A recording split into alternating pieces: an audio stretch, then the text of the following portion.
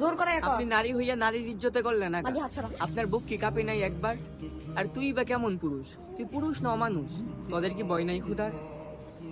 দুবাইয়ের ঘটনার পর আজ 2টা দিন হয়ে গেল, এখন পর্যন্ত নিজের আমি বুঝাইতে পারলাম না মানুষের বিবেক আছে কোথায়, কিভাবে পারলো একটা মেয়েকে এইভাবে দর্শন করতে।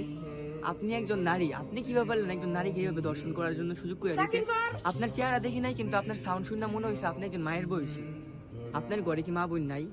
আপনি কিভাবে পারলেন আপনি একজন নারী হয়ে একজন নারীকে এভাবে দর্শন করতে দেখতে, দর্শন করতে সাহায্য করতে? আপনার বুক কি একবার কাঁপে নাই? দর্শন করার সময় কি আপনি আপনার নিজের দিকে একবার তাকায় দেখেন নাই? আপনি কি তার দুঃখ বুঝতে পারেন নাই? কেমনে পারলেন আপনি? আপনি নারী নাও মানুষ। আর তুই বা কেমন পুরুষ? তোর কি ক্ষুধার ভয় নাই? তোর ঘরে কি মা বোন নাই? তুই কেমনে পারলি একটা মেয়েকে এভাবে দর্শন করতি? হয়তোবা তোরা কারা চিনি না, তোদের চেহারা দেখি নাই, কিন্তু তোদের বিচার তো এই দুনিয়াতে হইব। তারপরও আমি আমার ক্ষুধার কাছে তোদের বিচার দিলাম, আমার ক্ষুধাই তোদের বিচার করবো। সাকিব